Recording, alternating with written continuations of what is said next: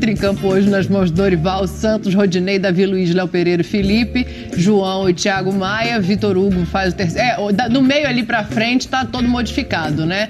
Só o Gabriel tá no time porque Arrascaeta, Everton Ribeiro e Pedro estão fora do time do Flamengo. Servindo as seleções. Finalmente, hoje tem Flamengo e Fortaleza. Flamengo voltando às atividades, time muito desfalcado, sem jogadores da seleção, sem os jogadores que foram expulsos no Fla-Flu, né? Que são o Everton, Cebolinha e o Marinho. Então o Flamengo com um time muito mexido, principalmente lá na frente, né?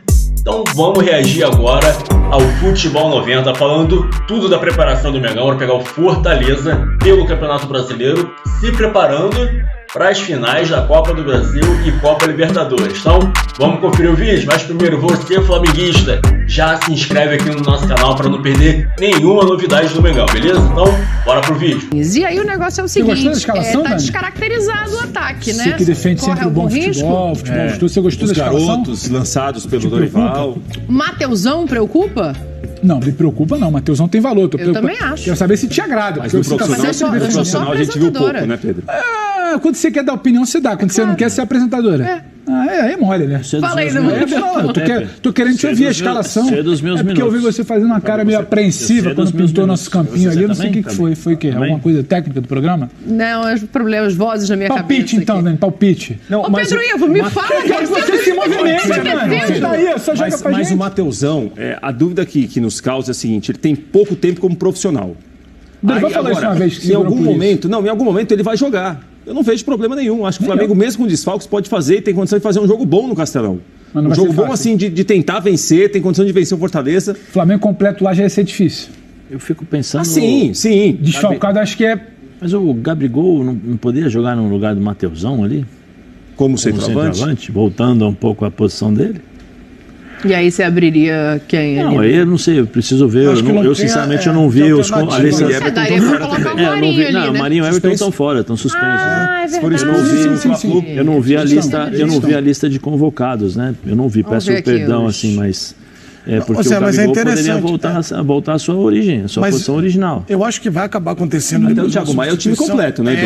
Da defesa até o Thiago Maia. Você entendeu? É como dar uma diferença de qualidade de... Mas enfim, eu tô falando do elenco aqui, mas... Os relacionados. Os relacionados, você talvez não tenha essa opção. Então você jogaria com o Gabriel ali mais aberto. O que está acontecendo? Empréstimo Eu não de óculos. enxergo. Eles Não, é pior, os cara. relacionados do Flamengo. Olha isso. Continua falando, Edu, quebra essa pra gente. Isso aí acontece em farmácia, né? Você às vezes perde o óculos, vai lá e vê o que ajusta.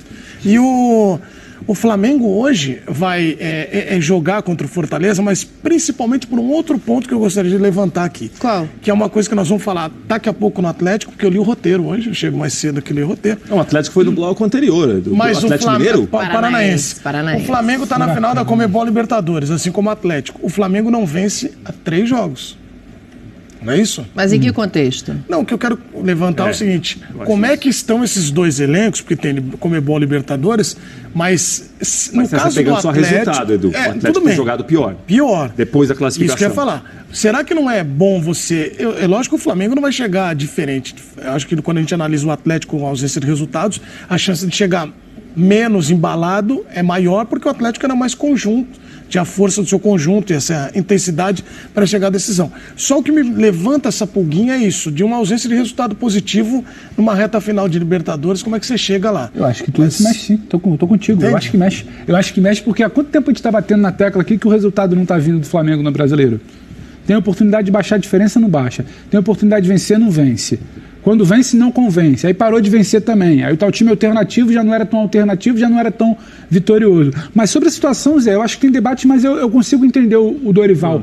É mais difícil você puxar, segurar. Você mantém o Gabriel onde ele está e troca uma peça de referência, porque o garoto tem qualidade, uma hora ele vai girar, vai rodar, vai entregar o Mateusão, do que você colocar o Gabriel e você não tá com o time encaixado para servir o Gabriel. Você está perdendo o Gabriel lá na frente.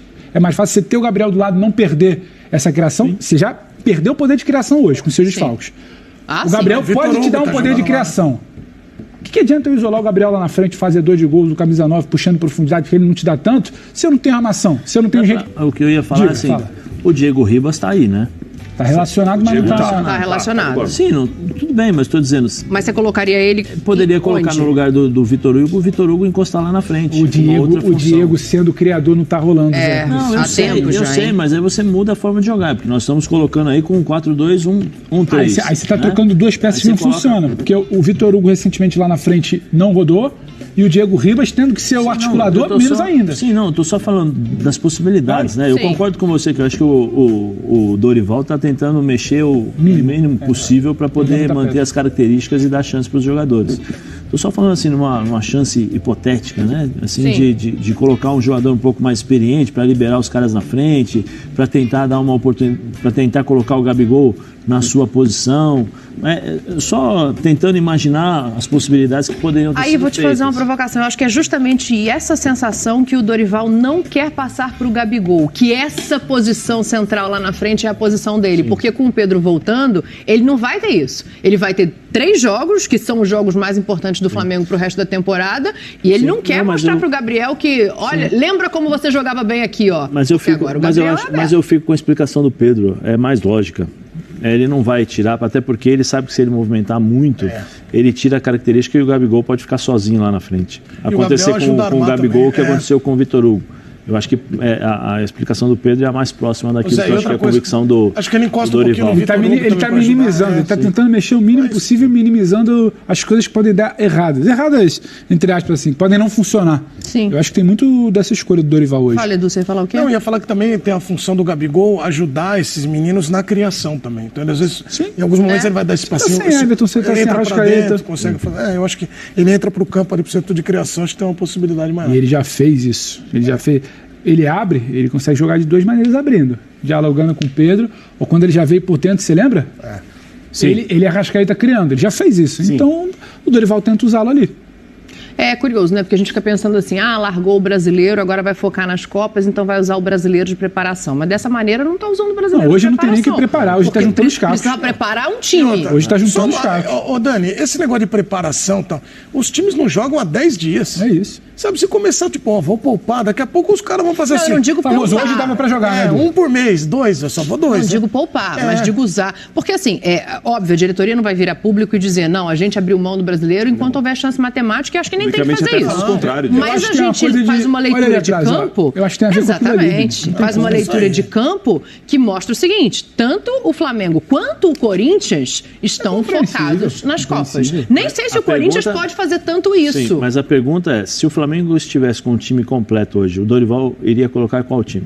Não iria, acho que não talvez iria time hoje. Acho que ele usou lá atrás. Eu acho que hoje iria. Muito tempo sem jogar, ainda faltam 2 semanas para a Copa do Brasil. Campo ruim, viagem. Eu acho que ele não ia gerar hoje, não. Ele avisou lá atrás.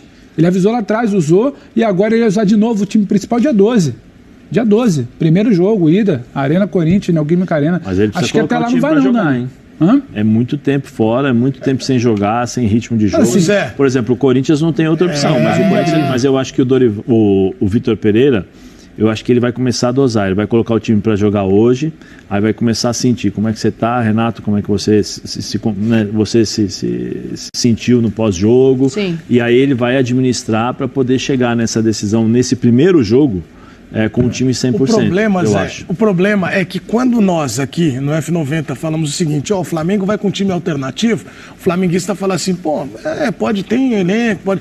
O corintiano não suporta esse negócio de rodízio. Eu tô falando sério, porque quando eu vou cobrir o Corinthians lá, na porta do Parque São Jorge, todo dia tem alguém que chega, ô Edu, avisa aí pro Vitor Pereira que chega de rodízio.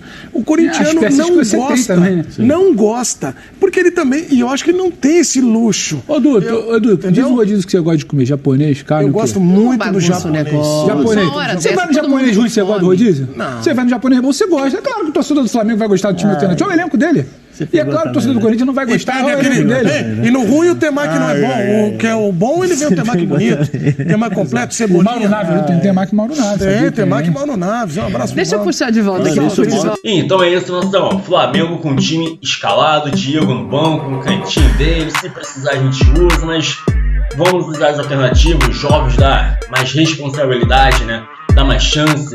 Matheus França, Mateusão também, né? Primeiro jogo dele como titular no time principal do Flamengo, então vamos confiar um pouquinho, Jogo difícil, Fortaleza está em recuperação no campeonato, mas é o que temos para hoje, então vamos usar o nosso melhor e vamos ver, né, para as próximas rodadas vão voltando os jogadores, a Arrascaeta que ainda está sentindo, então deve ser poupado agora nas próximas rodadas, mas o Mengão é o Mengão, independente do time que for atuar, seja de reserva, seja enfim, Flamengo é Flamengo. Então, nação, já se inscreve aqui no nosso canal para não perder nenhuma novidade do Mengão, beleza? Reportagens, escalação, todas as notícias você confere aqui no nosso canal. Então já vá se inscrevendo e vai deixando seu comentário também, o placar para a partida de hoje.